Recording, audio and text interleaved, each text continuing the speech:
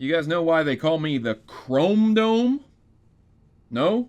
Well, neither do I. I was actually hoping that you knew that. Hello and welcome back to What You Missed, the video game news show where I go through and sort through some big articles that hit, maybe talk about them, discuss them. I want you to feel like this is a real chill, laid-back discussion environment where we're just talking about some of the biggest news articles to hit this week. Some of them are mind-numbingly crazy. Some of them make me break down and completely destroy my processing ability. And other ones are pretty cool and good for the gaming industry.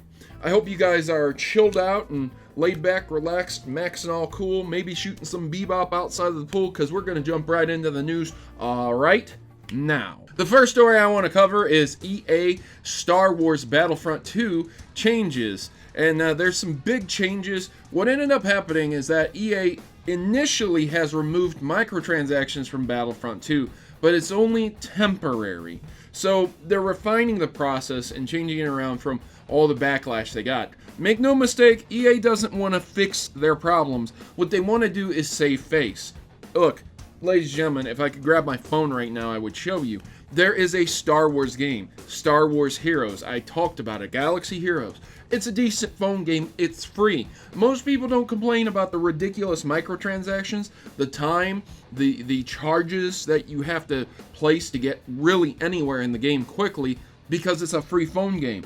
This is essentially what Battlefront 2 was before they did this. Now, this is only a temporary lift because in place later on, they have updated microtransactions that are going to accelerate the experience. Now, I'm consulting videos from another YouTuber known as Young Yi, or Young Ya. I'm sorry, I'm not so good with names.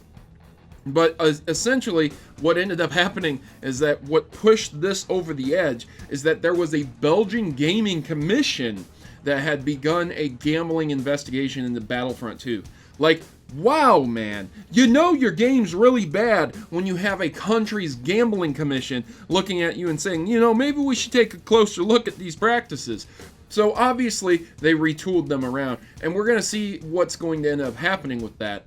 But accelerated experience doesn't bode very well. It sounds very similar to a phone game, but maybe it won't be as aggressive. So I'm not pardoning microtransactions. I never will. If you make a good game and you charge $60 for it, that should be all you need to do. Okay? People love Star Wars. There's a Star Wars movie coming out. How much more marketing and relevancy do you need to sell the game?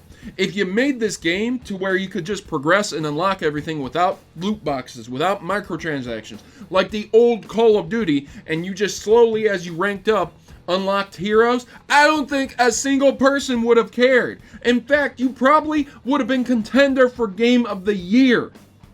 Super Mario Odyssey does not have any DLC or microtransactions.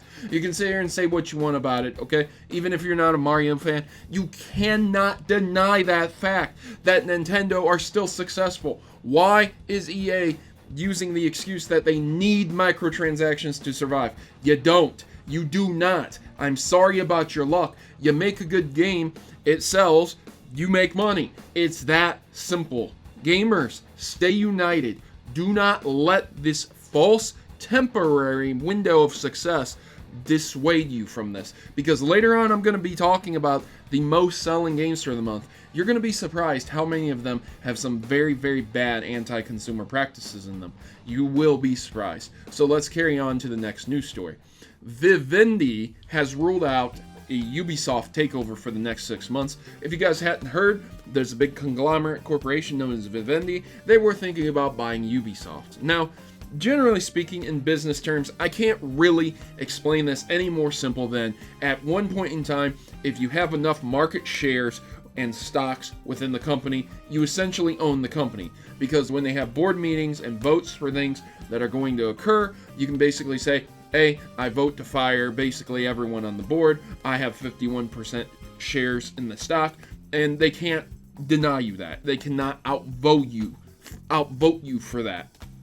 So essentially, you can replace leadership with pawns that you want to do what you want with the company. That's how it works. It's a lot more complicated, all right? I'm condensing basically like 10 years worth of business knowledge into a couple paragraphs here. So you have to understand that there's a lot going on with this, and essentially they were able to fend this off because apparently they didn't make enough money after the third quarter earnings had come back, so they decided to not do this. So there you go, ladies and gentlemen. I guess Ubisoft is in better hands right now. Ubisoft's not the greatest company, but it would definitely become worse if a giant conglomerate had owned it. Moving right along, we have the Elder Scrolls V for Skyrim that was releasing for the Switch. If by the time you're watching this, more than likely it's already out. The point is, the game has released, and it's really a decent port.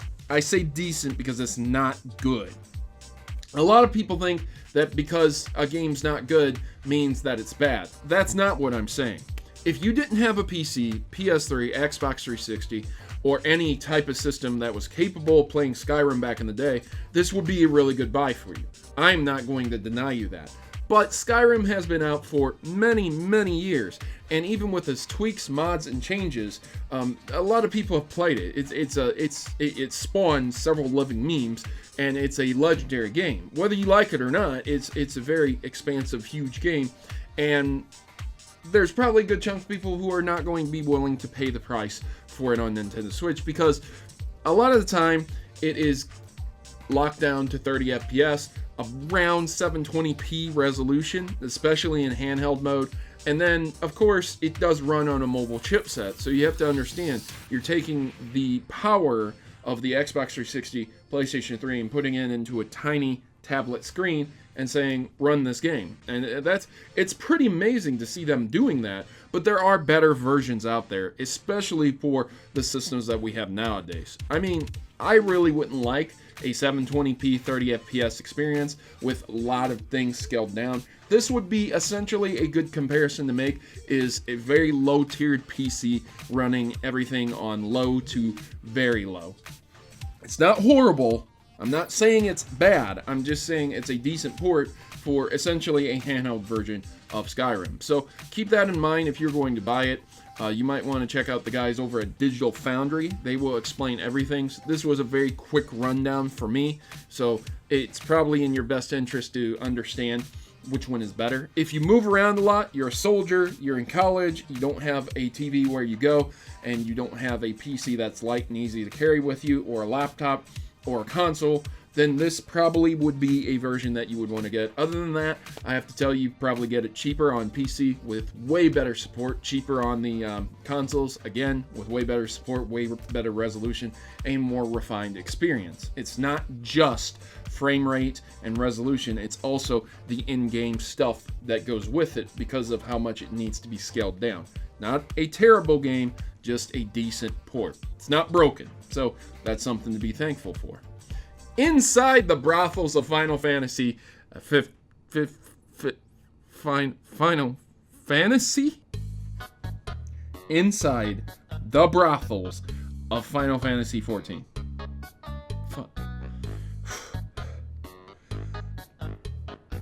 What? It's not really surprising that there are roleplay servers out there for various games. There are roleplay servers for Discord. There used to be roleplaying in Yahoo chat rooms. This is nothing new. Role-playing has been around for a long time, since the inception of Dungeons & Dragons, since kids picked up sticks in their yard and played, knights and cowboys and Indians and stuff like that. This is not a shocker. Brothels, though. This takes me back to the days of RuneScape and buying a girlfriend. This is such a... We're gonna move on, ladies and gentlemen. You do what you do when you're on the internet, okay? Good for you. You do what you need to do. At the end of the day, I think you probably spend your time a little bit better than in a brothel in Final Fantasy XIV. That's me. That's my opinion. The Nintendo Switch and the Super NES Classic has topped the hardware sales for October 2017, which is pretty nice. Okay, that's not really a surprise. The only game system that has come out very recently was the Xbox One X, and that was not really in October. And of course, the PS4 Pro and PS4 has been out for a long time. Xbox One S has been out for a long time. The only real new things are the SNES Classic and the Nintendo Switch, so that's not a surprise. The top-selling games are a surprise to me because they are very anti-consumer. They are filled with anti-consumer practices. The number one was Middle-earth: Shadow of War. Number two, Assassin's Creed Origins. Both games supporting DLC, possibly season passes in the future, possibly more DLC content in the future, and of course microtransactions. Not so good. Not so good, and those are the number 1 and 2 games. Casuals are driving the video game industry, ladies and gentlemen. If we look further down the list, we do have Super Mario Odyssey at number 3, which again is a casual-based game that a lot of casuals and hardcore gamers like. But then if you look down a little bit further, there are other games that do have microtransactions in place also, again, which is NBA 2K18, FIFA 18, FIFA 18. I don't want to trigger anyone with how I pronounce FIFA, and then Madden NFL 18, and then WWE 2K18, and then Destiny 2, and again, Forza Motorsport 7. All games that either have DLC, microtransactions, or just bad stuff in them. And you wonder, ladies and gentlemen, why Star Wars Battlefront has turned out the way it has. I mean, are you shocked? Destiny 2 is one of the top-selling games, and it is filled with microtransactions. They are not as aggressive, but they are still there, and they're there, man. I promise you, they are there. But there are other games, as I said before. The only ones that really do not force microtransactions and DLC very severely is the South Park, the Fractured Butthole, and then the Super Mario Odyssey. Like, good lord, that's 2 out of 10 games for the top-selling games for the month. Are you shocked that microtransactions are a mainstay and a staple for casual gaming in the gaming industry? Because casual gamers drive the gaming industry, ladies and gentlemen. It's hard. It's hard to have a niche market and sell to that niche market and stay alive when you have the casual gamers making up the bulk of the market. So there you go, ladies and gentlemen. That's probably why Battlefront 2 turned out the way it did. And of course, EA is just in general greedy. So there's that too. Closing out the Nintendo news here, we have the Nintendo Switch selling out in Japan. This goes with the previous story, of course. The Nintendo Switch sells out in Japan because they are more akin to that. They also buy a lot of PlayStations. Not a massive Xbox fan base over there, so again, not really surprising. This is the hottest, newest game console, so of course it's going to be sold out. You can refer to a lot of the pictures and see them being with signs saying, hey, we're sold out, we're sold out, we're sold out. This is November, this is fall, Christmas is coming. Most of the world still celebrates Christmas, so of course a lot of people have already bought them as presents. Rounding out these news stories, we're going to follow on to some Pokemon news, ladies and gentlemen. Detective Pikachu, the movie, has found its lead actor, and that would be Justice Smith. I don't really know who Justice Smith is. Apparently there were rumors that we were going to be getting people like The Rock and Mark Wahlberg and Ryan Reynolds and Hugh Jackman even, but no, it's Justice Smith. I don't care as long as it's a decent movie. I don't really care who the voice actor is. I just thought it would be really, really silly to hear Dwayne The Rock Johnson voicing Pikachu or Hugh Jackman. Like, oh my god, what is going on here? The Wolverine is Pikachu? I mean, I really would have paid money to see that. But I guess I'll pay money to see this movie too anyways. Finally, I want to finish off with this story. So this is the big hitter. This is the big story that blew my mind. I mean, besides that Final Fantasy brothel business. Oh my god, that was... Protomario EXE has stopped working. But other than that, we have Nintendo saying that in customer service email that bans stemming from pirated Pokemon Sun and Moon copies are permanent. And there are YouTubers out there who are reporting to be banned from showing their pirated content on YouTube channels.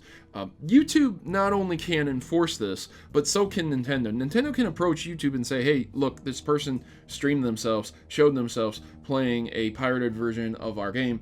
We need you to take down their channel and ban them permanently. And YouTube can enforce that, and so can Nintendo, because those streamers, those YouTube videos are including pirated content. This is illegal. You can't pirate games, folks, no matter how much you think you can.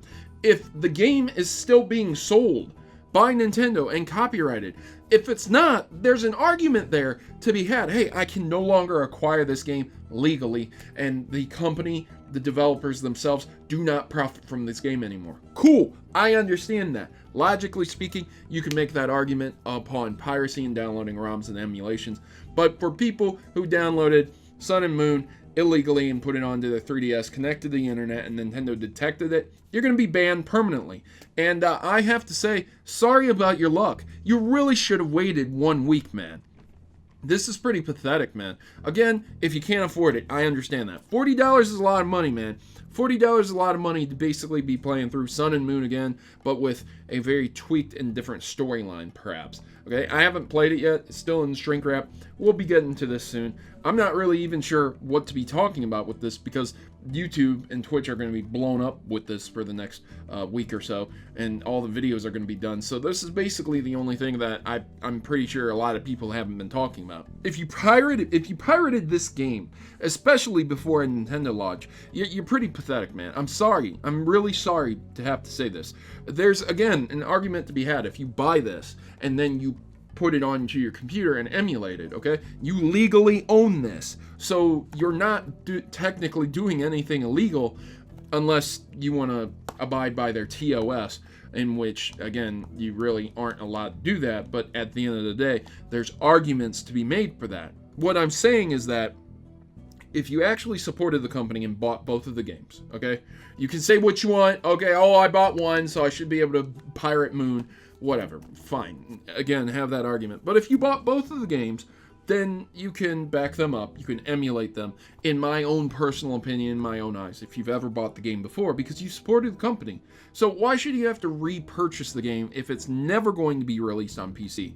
PC helps you record games a lot easier, so it's not really a surprise to me that a lot of people are trying to do that side of things while still supporting the company itself.